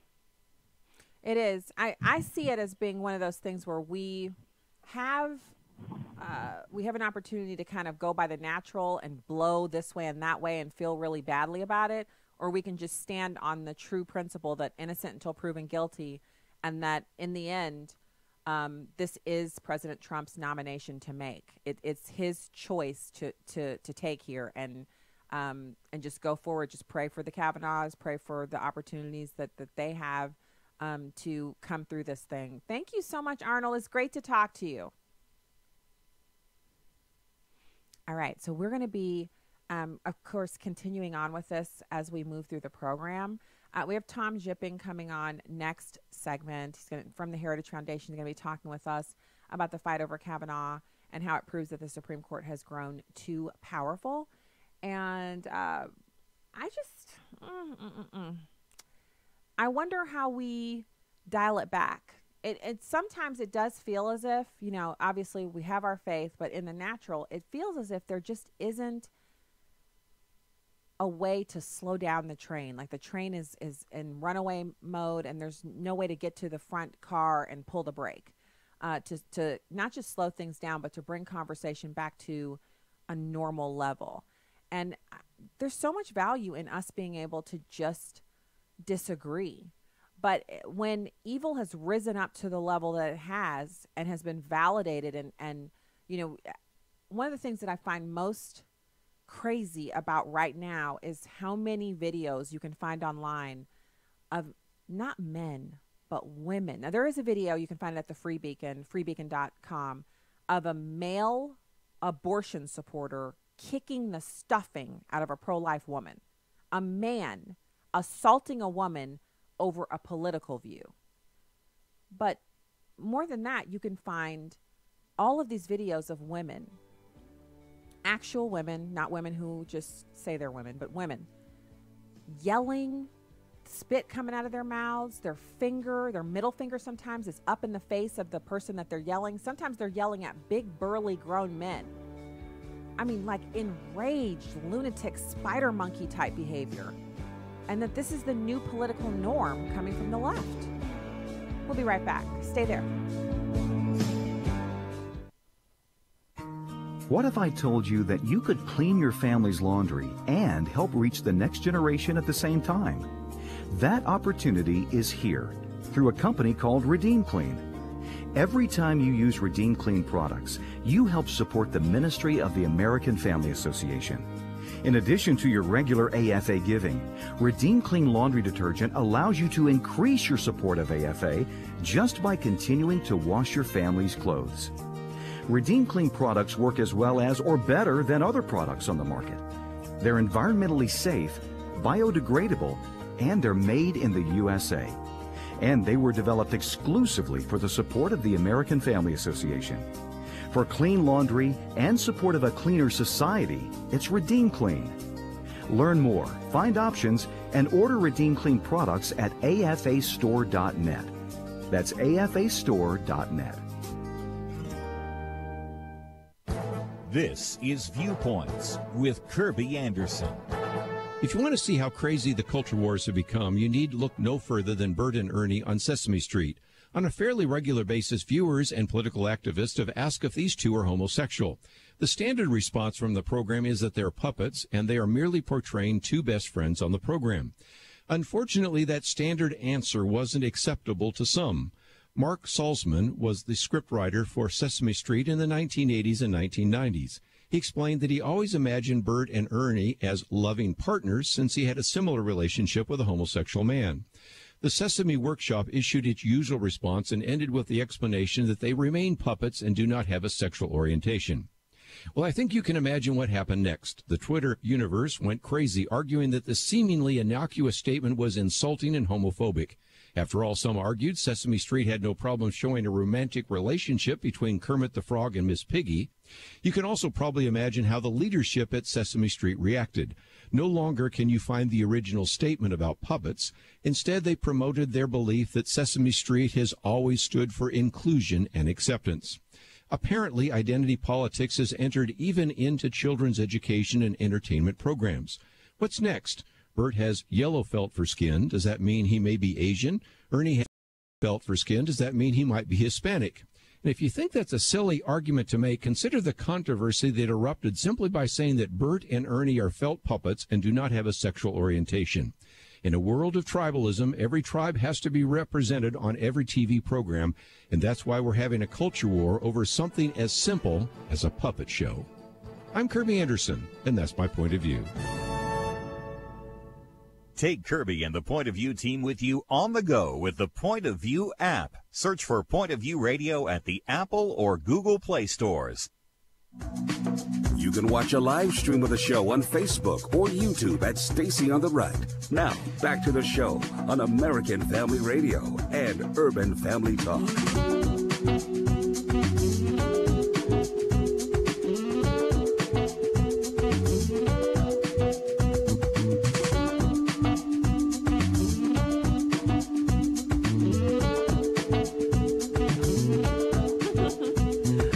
Welcome back to the program. Thank you so much for being with us, and thank you for knowing that we do live radio here. So, you know, live radio. It is exactly what it sounds like.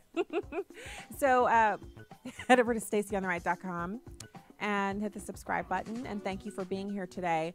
We have Tom Jipping of the Heritage Foundation coming on to join us right now. Tom, thank you for joining us today. Well, thanks for having me. Yeah, so first off, Kavanaugh, the whole thing that's going on. Where do you see this going on Saturday? Well, I think where it's at right now is that the FBI has finished this second part of its background check on Judge Kavanaugh, and it's important to point out that's what they're doing. This is not a second, separate, unique investigation. This is simply a supplement to the background check that the FBI does on every nomination. This part of it focused specifically on a couple of the sexual misconduct allegations, but they've completed that work, and they've provided the result of that work, which is simply summaries of the interviews that they did. They've provided that to the Senate Judiciary Committee. Throughout the day today, members of the committee and other senators have had the opportunity directly to read those summaries so that they have this additional information. Tomorrow, the Senate will vote on a motion to end debate. They have a funny term called invoke cloture, but it really means end debate. That vote will happen probably late morning, maybe 10:30, 11 o'clock. And then the final confirmation vote will happen Saturday early afternoon, and I believe he will be confirmed. Now, you believe he will be confirmed based on Leader McConnell's statement that he has the 51 votes, or based upon some of the things you've seen in the news just today? Well, I believe that really all along there's been a very small number of senators who have been considered undecided, and on the Republican side, that includes Susan Collins, Lisa Murkowski, and Jeff Flake. Two of those three, Senator Collins and Senator Flake, have already said positive things with regard to the consistent result of this part of the investigation, that there remains no corroboration whatsoever for the allegations against Kavanaugh, and I think Senator Murkowski will do the same. Now, I think we probably won't get more than one Democrat, and I think that's too bad because someone who is so well qualified and who has been so obviously abused in this confirmation process ought to get far more than simply one vote on the Democratic side. But I think it's clear there's been a small number of senators who have focused on doing what Senator Flake referred to as due diligence. They felt that this extra step of this FBI background check was important. It's been completed. It hasn't revealed any evidence for the allegations, and I think that will be satisfied for them. Thank you for that. I was interested in your take on how it was going to crack out. I actually think it would go a long way towards kind of unifying Americans if a bunch of the Democrats, in recognition of the terrible ordeal that Judge Kavanaugh and his family have gone through, voted for him, because it doesn't hurt them at all because the Republicans have the vote. So it's really not a matter of stopping it. It would be a matter of them kind of acknowledging, I'm voting for the nomination because of the process that he's been through and because it's been so unfair. But I guess if they did that, wouldn't that damage their ability to use this tactic again in the future? Because they attempted this on Judge Clarence Thomas. It worked well on Herman Cain. It destroyed his presidential hopes. And they tried to execute it on Judge Kavanaugh, and it's not worked. But I imagine they'll resurrect this same method again in the future.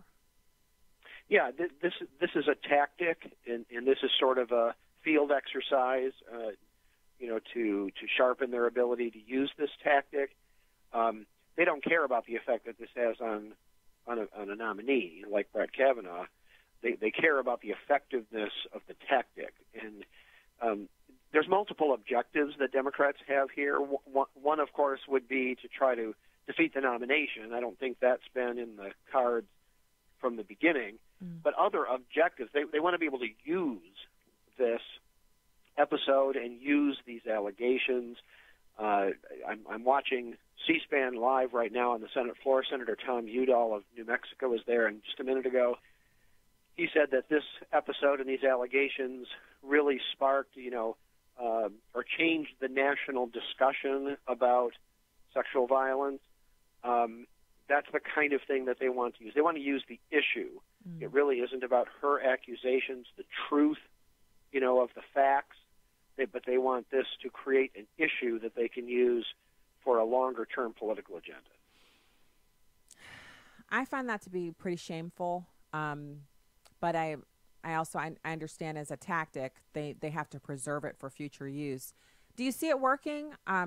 Last question on this particular vein, but do you see that working in the actual midterm election where voters are driven to the poll because they genuinely believe that Judge Kavanaugh is a sexual assault, that he's a predator and that he's getting onto the Supreme Court illegitimately? Or do you see most Americans kind of seeing this for what it was?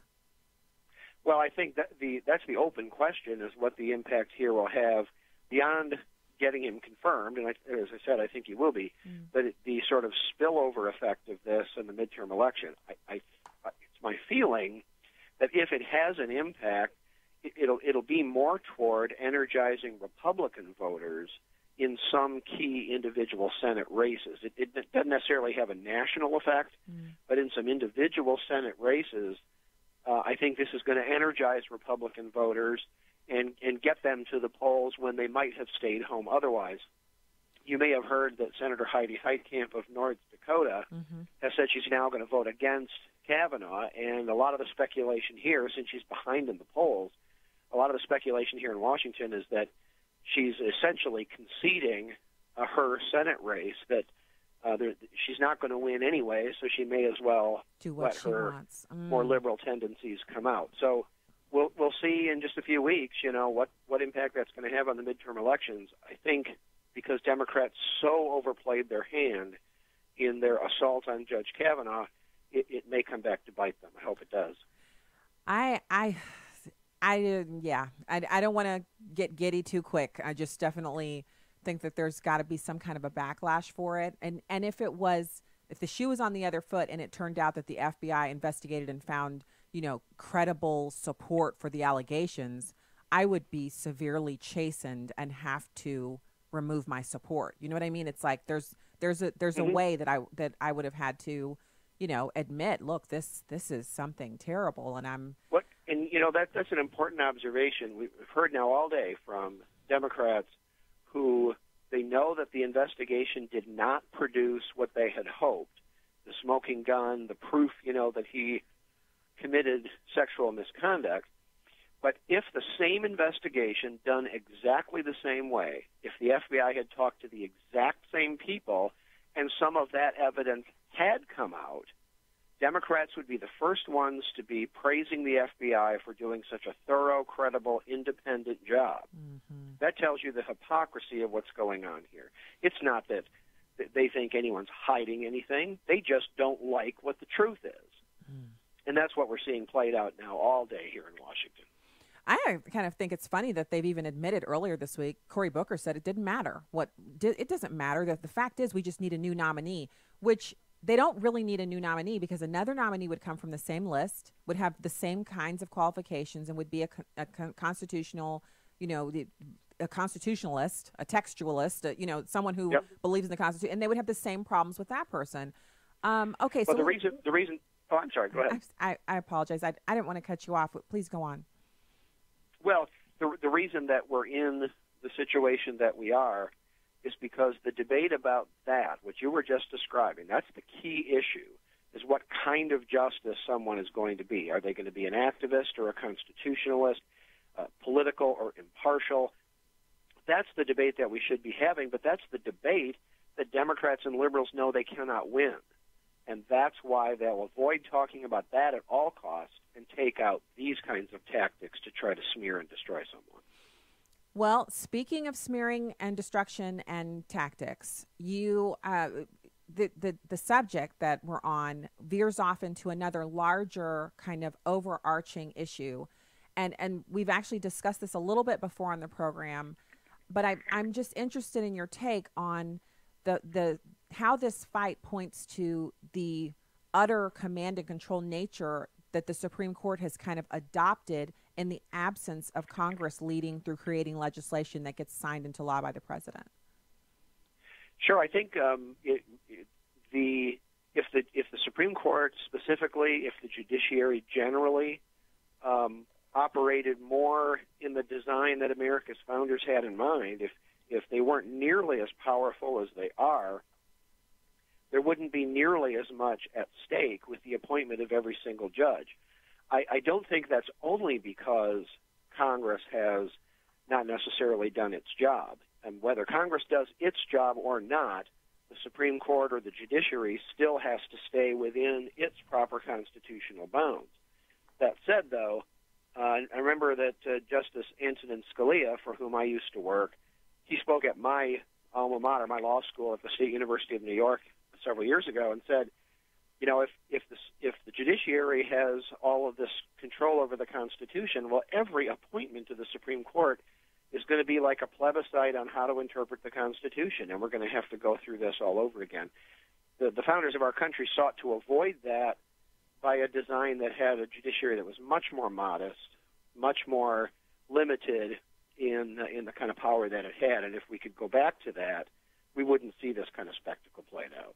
So how do we go back to that? I love the words, let's go back to that, what the founders intended, because they're the genius of what they did when they were coming about to the place where we have the representative republic is that they tried a few other things first. They actually looked back over history and saw where pitfalls would happen in certain kinds of government. And what they came up with was a result of an intensive research process, trial and error, and the ultimate truth about human beings, which is human beings vote to their own self-interests, even when those self-interests put other people in a state of servitude or even, threaten their lives, put them in jeopardy. So they had to find some way to balance all of that.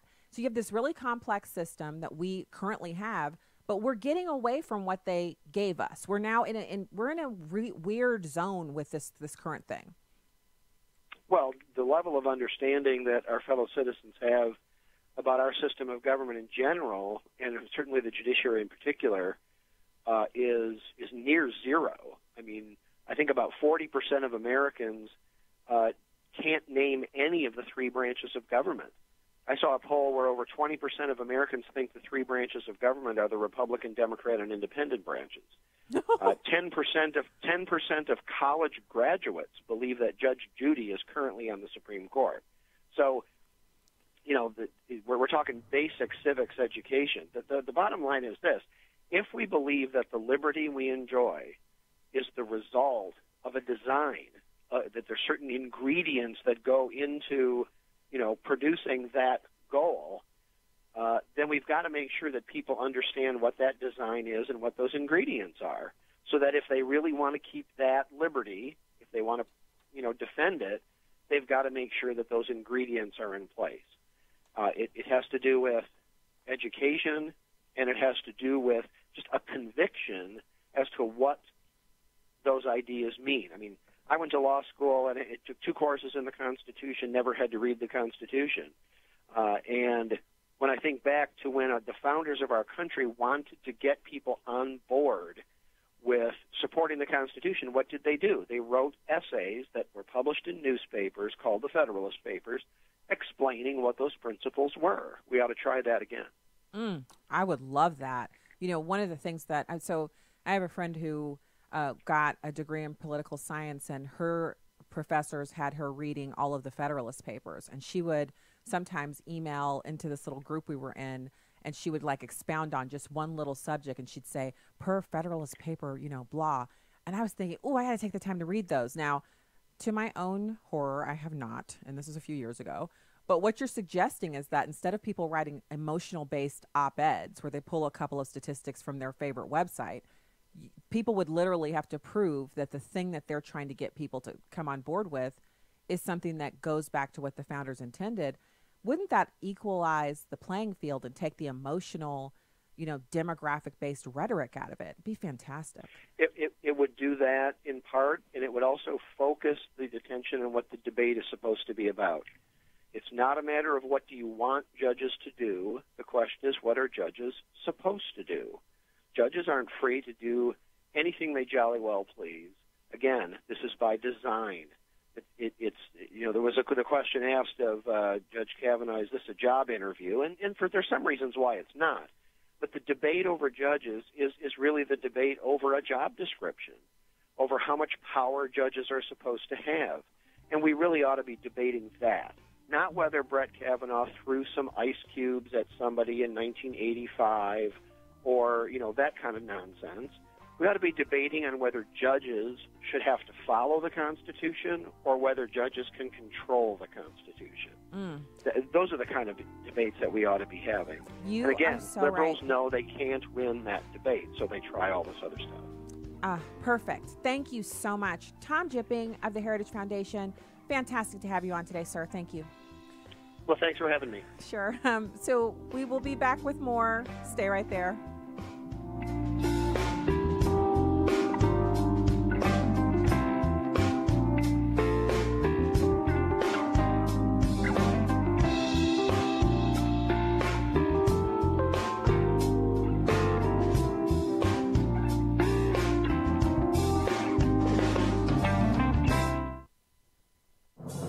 What does it take to live an uncommon life? Here's former Super Bowl winning coach Tony Dungy with today's uncommon moment. Woody Allen is quoted as saying, 80% of success in life is just showing up. Some of the best times with family are unplanned, the times when you're just present, when you show up. When I was coaching, too often the demands of my job stole time from my family. Sometimes it was unavoidable. Other times I simply scheduled too much of my time at work. But as time passed and the children got older, I changed. Do you need to change? Spend time with your family and loved ones, for no reason at all but to be there. You'll witness miracles you might otherwise miss forever. Tony Dungy, author of the popular Uncommon book series. Discover more at CoachDungy.com. That's CoachDungy.com. Y'all have encouraged us to go out, stand for the Word of God, stand politically, It's truly a blessing to hear how God is using Urban Family Talk. Just want to say I love everything that Urban Family does. Will you take a moment to share your story? Call 877-327-5647. That's 877-327-5647. Thanks. Before my brother went for this program, 2 words to describe him was angry and violent. I never told him this, but I thought he was going to die. And I really think this program saved your life. I'm proud of you. I love you, man. If you know an adult or teenager who's struggling with a chemical addiction, Teen Challenge can help. Call us today at 417-581-2181 or reach us online at teenchallengeusa.com. This is Urban Family Talk. Saving you money, I'm Liz Bell with the Fox Business Network. The school year has just begun, but college students and parents are already looking ahead to the 2019-2020 school year with the FAFSA, the free application for federal student aid. The FAFSA is the gateway to over $150 billion in federal financial aid, including grants and federal student loans. Rick Castellano, spokesperson for Sallie Mae, says the early bird gets the worm. The FAFSA is available, becomes available on October 1st of 2018. And when I'm talking about being first in line, it's really that financial aid which is awarded on first-come, first-served basis. There are limited funds for certain programs. Parents and students will need to gather important information for the application. Social security numbers, driver's license numbers, bank statements, your 2017 tax returns, and then any other W-2 forms. And for the first time ever this year, families can complete the FAFSA on a mobile device with the My Student Aid app. Saving you money, I'm Liz Bell, Fox News. Welcome back to Stacy on the Right on American Family Radio and Urban Family Talk. A Money Buddy, Maria, helps you to be accountable. And we all know accountability is so important. It helps us to stay focused and avoid distractions. But as you start to look for this Money Buddy, there's a few qualities I want to encourage you to have. Number one, choose wisely. Choose someone that you trust and respect, someone that understands you and can tell you no. But at the same time, you want to find someone that is also very clear and can be honest with you, that can tell you to stay on track. And so now you don't get distracted just because the mall's having a sale or something else is going on. It helps us to remain focused. The most important thing is if you're trying to save for the long term, you've got to be connected to your now. That means budgeting, being aware of how much money is coming in and what does it take for you to run your household. So stay focused. I think economically, we got to focus on our own homes. We need a debt reduction plan, we need a spending plan, and we need an emergency fund for our homes. If we do that, we'll be okay. I think when you find someone that has more proficiency than you, you've got an opportunity to improve. But again, you've got to be honest. You've got to be willing to be open about your money weaknesses, and we all have those. And so being honest about it allows us to control it. You can't manage anything you're not aware of. So be open and honest. Studies have shown you increase your chances of success when you involve someone along with you as you chase that goal.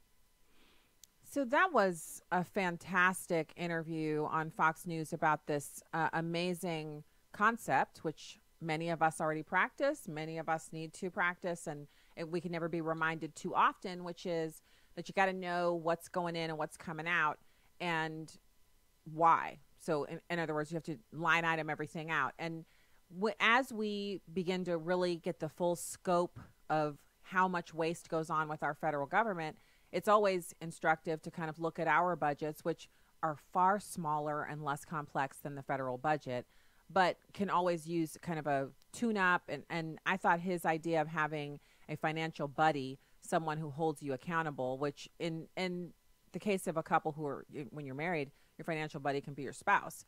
But you can also get some mentoring from an individual who maybe is doing very, very well and might be willing to give you advice on how to get from point A to point B. There's also financial management classes that you can take. In particular, there are some that are very, very good.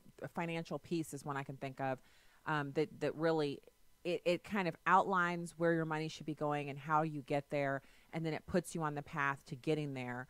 And it's not 10 years down the road. You really see changes immediately. So I thought that was a really good clip. Turning back to the Kavanaugh allegations, and this is the last segment of the show. If you'd like to call in and comment on anything, please feel welcome. We have call lines open at 866-963-2037, 866-963-2037. And so you have Jonathan Turley, law professor. He's talking here about how there's a bit of rough stuff that went on with the actual presentation of the allegations against Brett Kavanaugh, and that he believes they were held to the last minute so that they could have the maximum negative impact, and that what we're seeing in response to the FBI investigation coming to a close is really just a manifestation of a tactic that was employed that has not worked. It's number 7. Well, I think that the least convincing part of the Democratic case is that this was not being manipulated in terms of its timing. I think most people believe that these allegations were held to the last minute, right before a vote, and I think there's some legitimate criticism for that. And also, I think one can anticipate that 1 week is not going to satisfy many of the critics. The fact is that most of these statements, if not all of them, were previously given to the committee. They're unlikely to change. And so the outcome of this investigation is unlikely to change many minds. And we're going to get to a point where we have to make a decision. If senators feel that the record is insufficient, they have a reason, I suppose, to vote on that basis. But to keep this open indefinitely is going to do, I think, an injustice to the nominee and to the process. So we have to come to some conclusion. And that's what's about to happen. So I loved the fact that today's guests were able to kind of outline for us that Tom was able to outline what the next steps in the procedure are. I thought it was really important that the Republicans came out and were very strong in their denunciation of any more delays in this process, and that as they're moving through now, as this is occurring, that it's good regular order that has to be employed. And I almost feel like for individuals who support the kind of violence and intimidation tactics that are being deployed against the senators, that it's really only strengthening their resolve. Have you ever been there where you're kind of on the fence on something and then someone very offensively attacks you or tries to push you in the other direction? They don't give you any credit for your own thought or mental faculties. It's just, look, you're wrong. You should do X, Y, and Z. And there's no basis behind it. It's just kind of a bully tactic. If you've ever been bullied on anything, you know it tends to make you dig in your heels in opposition. And I see that in the Republicans. I see their resolve is strengthening. Any of the ones that were kind of weak have been made more resolute by this process. And I do think it's going to have an unintended consequence at the ballot booth in November. It remains to be seen what that will be, but I do think it's going to have an impact. Let's go to the phones. We have Jackie calling in Tennessee. Thank you for calling the show today, Jackie. Thank you for taking my call. It's good to hear the updates as we go through this process. Yeah. And I say we because as a nation, whether we want to go through it or not, we have to go through it. Sort of like when people have a blended family and the parents make the decision, and if there are children, they don't really have a choice until later on. Mm-hmm. It is and like so that. I wanted to express the parallel of 3 different people in the Old Testament, who were 4 actually, and hopefully people will be familiar with these, or they will go and search it out. One was Daniel, who was thrown in the lion's den. Mm-hmm. He did no wrong. His cohorts concocted this scheme and had the king to sign off on it, but the king didn't realize what it was until it was too late. Mm-hmm. So he had to go through with throwing Daniel into the lion's den. But Daniel came out. Mm-hmm. He even said to him before he went in, he said, "Your God, hopefully your God will save you." He was like, I'm bound to do this, but I'm hoping your God will save you, which I thought was pretty outstanding for him to say that. Yeah. And the tragic side of it, or the God side of it also, is that the very people who set him up and set the king up, unbeknownst to the king, were put in the same dilemma, and they didn't have God to return. Whatever their God was, mm-hmm. probably was themselves. Mm-hmm. Didn't hold them up, didn't protect them before their bodies hit the bottom of the lion's den. They were dead. Mm-hmm. And by the way, their families were thrown in too, just like they're going after Kavanaugh's family. And also they've been going after President Trump's, not only him, but his family, his son, his young son. Yeah. Okay, so Daniel is one. Moses is another one. When they got across the Red Sea and they complained against Moses and built that calf and all that, and he simply said, okay, those who are with Moses, get on this side. The ones who are on the sons of Korah, get on that side. And God did the rest. Mm-hmm. Moses didn't even complain against them or anything. Daniel didn't complain against them or anything. And the guys who got King David is the third one. King David had been anointed to take the throne because of what happened with Saul. And those people did not like the fact that God put David in there. And long story short, even his own son tried to overthrow him. And rather than fight his son, he left. And all those people who came against David wound up getting the repercussion of their own actions. Why am I saying all these things? Because God is not mocked. Whatsoever anyone, a man sows, it doesn't say a believer or non-believer. It says whatsoever a man sows, that's what he will reap. Mm. So the repercussion is coming back on Maxine Waters and all these other yahoos, I call them. It is really, really serious. They don't realize how serious it is because right now they're blind with power, or they're blind and hungry for power. But all those things are coming back, and you and me and nobody else will be able to hold God's hand back and stop him from the consequences of their ways. King David had his comeuppance too, you know, when he made the wrong choice, but he repented. Mm-hmm. It's true. These guys, they're politically vicious, and they are blinded by whatever, and they are not on a repentant trail. They will rather take America down in a whatever than to acquiesce and say, okay, y'all did really win, and we'll just live to win another day. That's all. Jackie, you broke it down. You didn't bring one story. You brought 3 examples from the Bible that show that not only does sin not pay, but sometimes the boulder that you set up to roll on your neighbor or your enemy rolls back on you. That's what the Bible says. And those 3 examples demonstrate that beautifully. Thank you so much for sharing that on the show and for calling in today. Thank you, Jackie. Okay, so that just goes to show you that first of all, the Word of God is appropriate and it has lessons for us to learn. And Jackie has just laid out 3 examples from the Bible where, first of all, it's a cautionary tale. If we're planning on setting somebody up or putting them in a position where, the false allegations are going to fell them, if they have God on their side, oh, woe be unto you who does the setting up. Remember, Jackie mentioned in the first story where you have these people setting up a man to get tossed into the lion's den, and he gets tossed in, stands around talking with angels in the lion's den, and then comes out, and they and their families get tossed in, and they don't even hit the floor before they're all consumed. That is some serious wrath being poured out for individuals trying to harm. The Bible says, do not touch my anointed. So am I saying that Brett Kavanaugh is anointed and he's like some, special? No, but I am saying that he has been wrongly maligned and accused falsely, and that there are paybacks for that. And some of it, I think, we're seeing with the investigations that have been launched. The Democrats asked for investigations. Well, investigations have been initiated.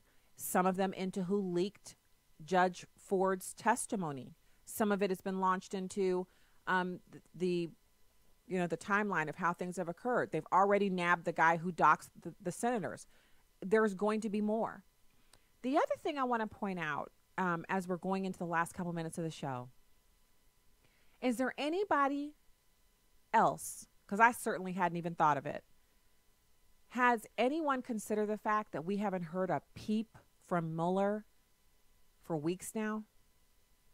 And that we probably won't hear a peep from him until after the election because he doesn't want to get stuck in a Comey moment where Comey made an announcement that, Democrats feel like it's all Comey's fault that Hillary didn't win. And that's not it.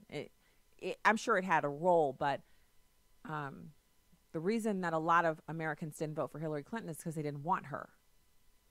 And so, I'm really interested to see what is going to happen. What is the next step that occurs at this point with the Mueller investigation? And when they're investigating, when a prosecutor is investigating a crime about, person A, and they uncover crimes for persons B through F, persons B through F don't get off without a hit because they weren't the subject of the investigation. Everyone who's found to have done things wrong can have charges brought against them. Of course, there has to be, standards have to be met, the preponderance of evidence, et cetera, et cetera. I am interested to know if there are going to be other people who are prosecuted, like Bruce Orr and some of the others who, did these things while they were working for the FBI or working for federal government, and they were clearly politically motivated while they were working in their federal jobs. I wonder if they're going to have any charges leveled against them. So it remains to be seen what will occur. But suffice it to say, I'm interested. Maybe we can get, I'm just making myself a little note here, maybe we can get a guest on to talk about that. And not that I want the Mueller investigation to go on longer, but let's face it. It's still going on. We haven't received the final report. Now that we're this close to the election, we're probably not going to get anything until afterwards. And it'd be great to know, how does an investigation that is at this stage, how does that wrap up? What are the possibilities? I love the timeline that we got from Tom Jipping. I'd love to see more of that, an explanation of sorts, if you will, for the Mueller investigation. So I want to give you a preview for tomorrow is Friday. We're going to have Heather Long, who's an economics correspondent for the Washington Post. And she's going to go over the latest economic numbers and what it means for the midterms for us tomorrow. And we're going to have any late-breaking news and information that we can get to you on the Kavanaugh confirmation. So good night from the Heartland. Stacey Washington, host of Stacey on the Right on American Family Radio and Urban Family Talk. God bless you and have a fantastic night.